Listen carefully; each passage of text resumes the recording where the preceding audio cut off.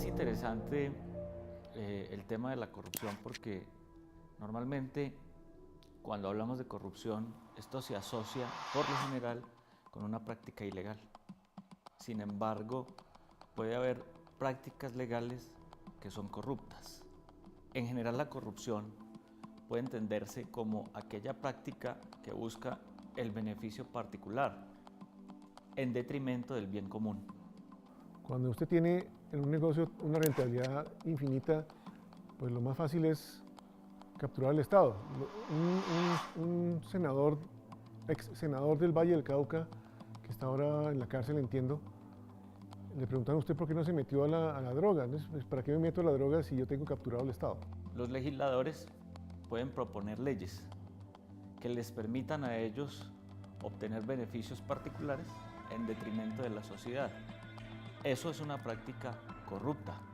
Es una práctica corrupta cuando un directivo de una entidad pública, por ejemplo, que son las que están cuestionadas y que la gente, digamos, siempre está vigilando, pero también pueden ser privadas, establece relaciones particulares con un contratista para obtener beneficios en su favor en detrimento de lo que puede ser el desarrollo de ese contrato para la institución. Más que prácticas corruptas, yo lo caracterizaría con una sola frase: es captura del Estado. Si usted logra manejar los hilos del Estado, los hilos de a quién castiga y a quién no castiga, la justicia, etcétera, usted tiene una mayor capacidad de desarrollar sus negocios porque está amparado.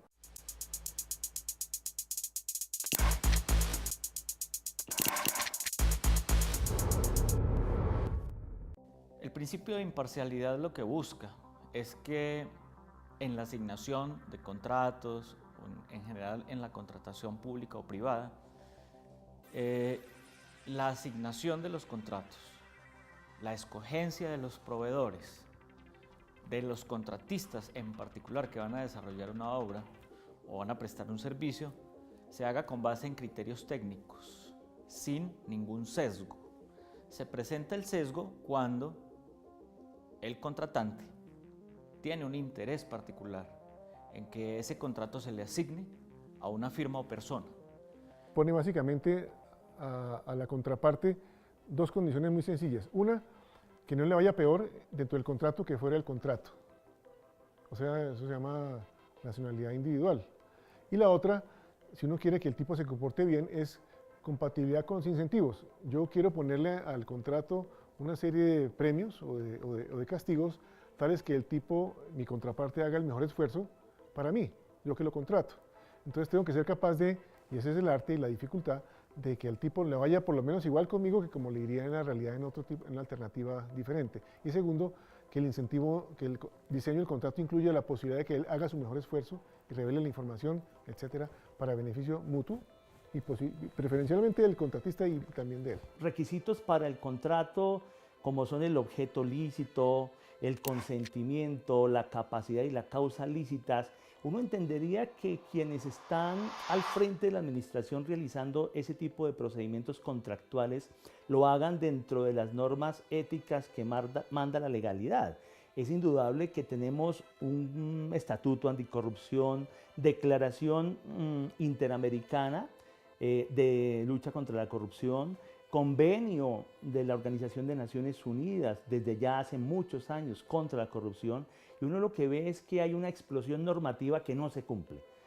Los montos de la contratación en Colombia, de los contratos comunes y corrientes dentro de las entidades públicas y privadas, son relativamente pequeños frente a lo que se requiere para que una licitación se considere pública y por lo tanto las modalidades de contratación son directas. Es decir, que todavía está en manos de los contratantes escoger casi que de manera directa quiénes van a ser sus contratistas.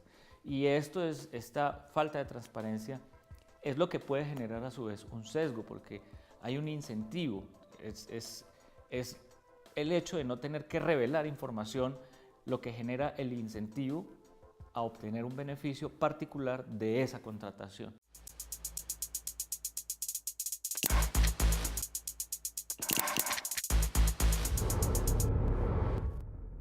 La corrupción genera unos costos adicionales porque, digamos, hay un problema con la eliminación de la corrupción a través de mecanismos como las sanciones.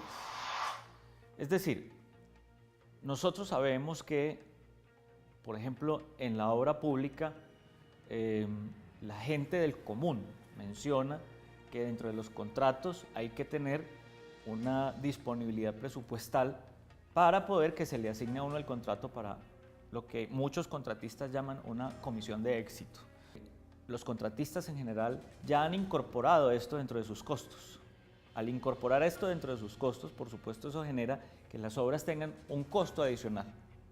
Cuando las obras tienen ese sobrecosto, los contratistas tienen que recurrir a otras técnicas para poder cumplir a cabalidad con sus contratos, pero además que esos contratos sean benéficos para ellos, ya que parte de sus ganancias se fueron en esas famosas comisiones de éxito. Y por eso es que tú ves entonces que existen puentes que se caen, vías que se rompen a los 6 o 7 meses de haber sido construidas, y este tipo de prácticas, porque los contratistas entonces tienen que acudir a estrategias como utilizar materiales de menor calidad, cambiar los diseños, disminuir la cantidad de obra, etcétera, con el propósito de aminorar sus costos para poder compensar esas comisiones.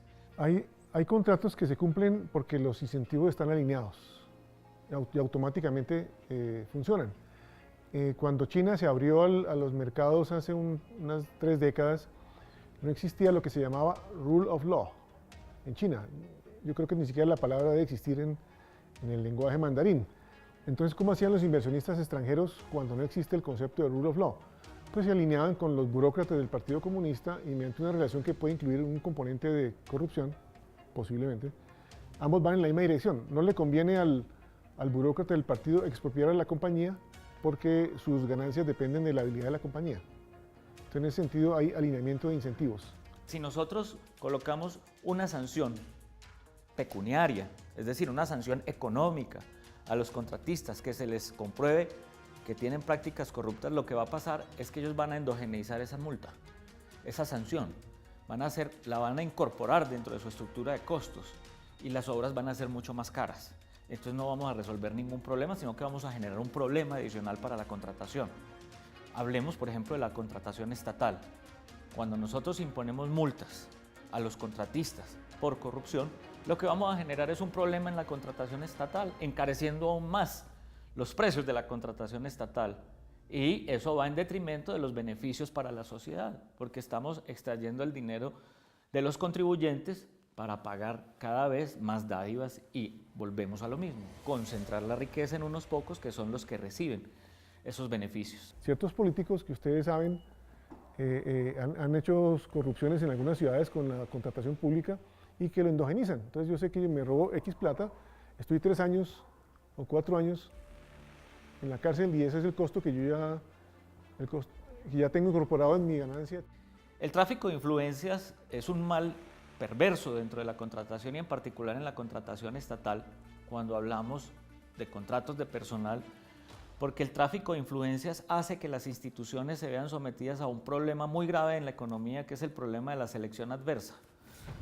Es decir, las instituciones contratan a una persona que tiene una hoja de vida, que cumple unos requisitos, creyendo que va a ser capaz de cumplir unas funciones, pero en realidad nunca le hacen unas pruebas porque viene recomendada y esa persona no tiene el perfil y es una persona disfrazada de buen funcionario que no va a cumplir sus funciones, en realidad es un mal funcionario.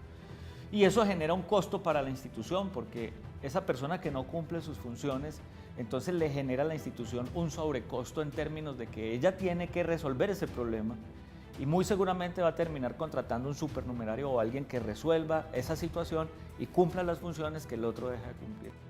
El problema de selección adversa, en este caso, no se da porque la institución seleccione a alguien creyendo que es bueno y en realidad venía disfrazado de malo, sino que la institución no sabe quién es el que llega porque viene recomendado, bien sea por un político, por un amigo, por un familiar, etcétera, y eso le genera ese costo adicional a la institución. Uno de los cánceres de la llamada democracia es ese.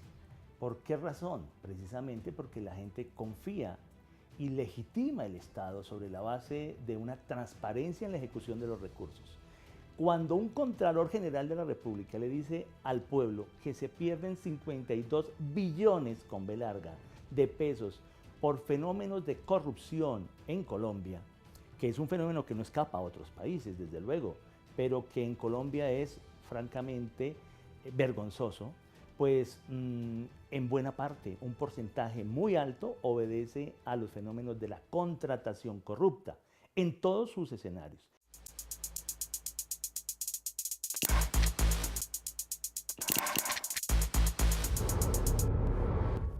Las personas tienen diferentes comportamientos frente a su deseo por tener más dinero, por consumir más, por poseer más. Y nosotros como sujetos que estamos inmersos en un mercado, en la economía, pues somos de un lado aversos al riesgo, como lo hemos afirmado anteriormente, pero por otro lado siempre tenemos una propensión al consumo, queremos tener más. Y nosotros hemos crecido, nuestros hijos, nuestra sociedad ha crecido en medio de la corrupción, viendo cómo la corrupción es un negocio rentable. Eso hace difícil que las personas no tengan una propensión a la corrupción, porque no hay un incentivo que nos diga que la corrupción es mala, que la corrupción no es buena porque nos puede generar recompensas negativas.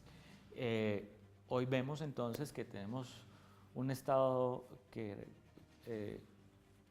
se le entrega al nuevo presidente un país en déficit que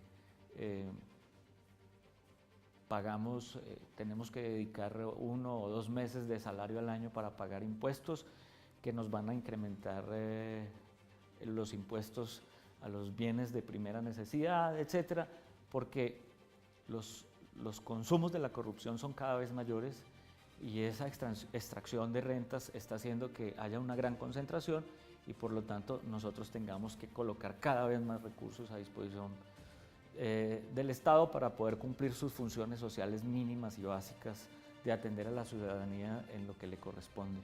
Entonces, este es un tema estructural, este es un tema que no se resuelve con multas, es un tema que requiere de un trabajo, sobre todo de educación, un trabajo de fondo.